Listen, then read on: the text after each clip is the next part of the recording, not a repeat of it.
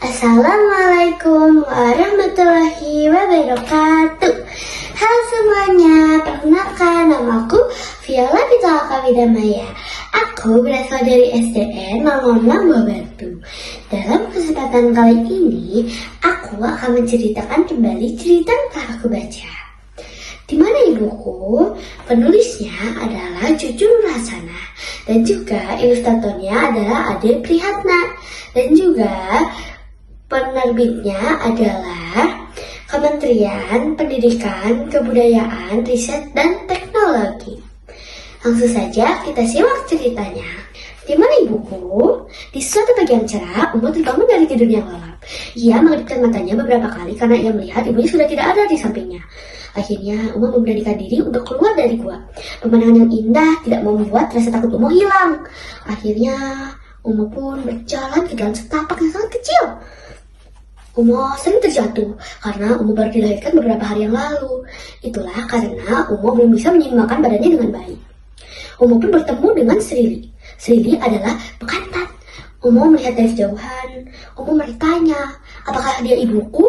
Srili pun menentang perkataan Uma. Lalu Uma bertanya, di mana ibuku? Srili pun menjawab, cobalah kau cari ke arah barat. Srili mencoba untuk Uma berjalan sendiri. Akhirnya Uma pun mengiyakan perkataan Srili dan Srili pun menunjukkan arah barat dan juga menunjukkan jalan yang benar agar Uma tidak tersesat. Akhirnya Uma pun berjalan ke arah barat sesuai perintah Srili. Tak lama kemudian Uma bertemu dengan kupu-kupu. Kupu-kupu itu berwarna ungu. Uma pun bertanya, apakah kau ibuku? Kupu-kupu itu pun menolak, aku bukan ibumu binatang kecil. Di mana ibumu? Apakah kau kehilangan ibumu? Lalu Uma pun menjawab, iya, aku kehilangan ibuku. Akhirnya kupu-kupu itu pun menjawab Uma, jangan khawatir anak kecil, aku akan membantumu mencari ibumu sampai selesai. Uma pun merasa bahagia karena ia mendapat teman untuk mencari ibunya. Uma pun berjalan. Tak lama kemudian Uma sampai di telaga yang besar. Telaga itu airnya sangat jernih. Uma dan kupu-kupu pun bisa berkaca pada air itu. Akhirnya Uma pun melihat satu katak. Katak itu lebih kecil daripada Uma.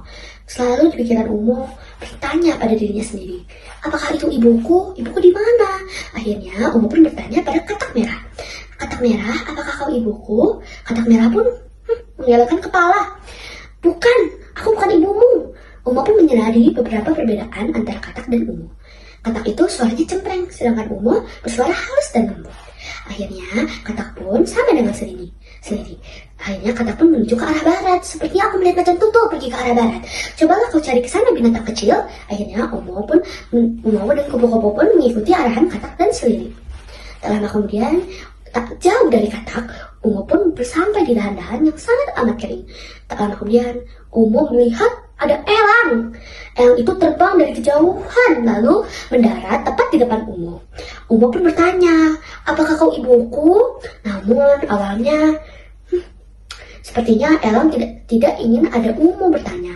Namun karena rasa iba yang ada di dalam hati elang pun menjawab, aku sepertinya melihat satu macan tutul betina pergi ke arah barat. Bertiga hewan yang telah ditemui Uma pun menjawab dengan jawaban yang sama, yaitu ke arah barat. Akhirnya Uma dan kupu-kupu pun melanjutkan perjalanannya.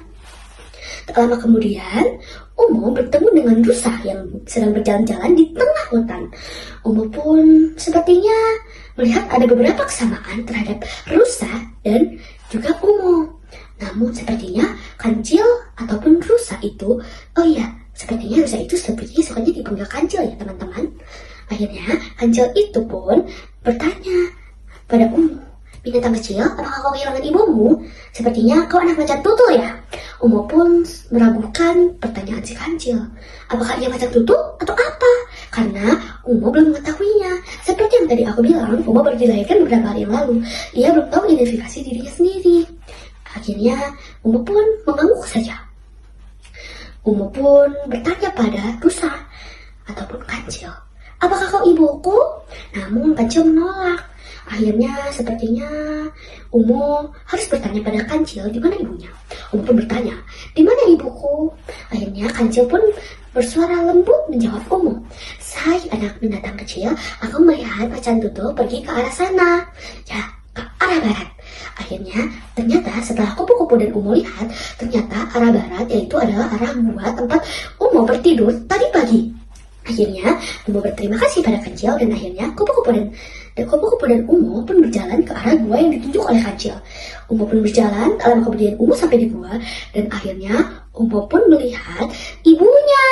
Akhirnya, Umo berpelukan dengan ibunya dan Umo mengenalkan temannya, yaitu kupu-kupu. Tamat, terima kasih sudah mendengarkan.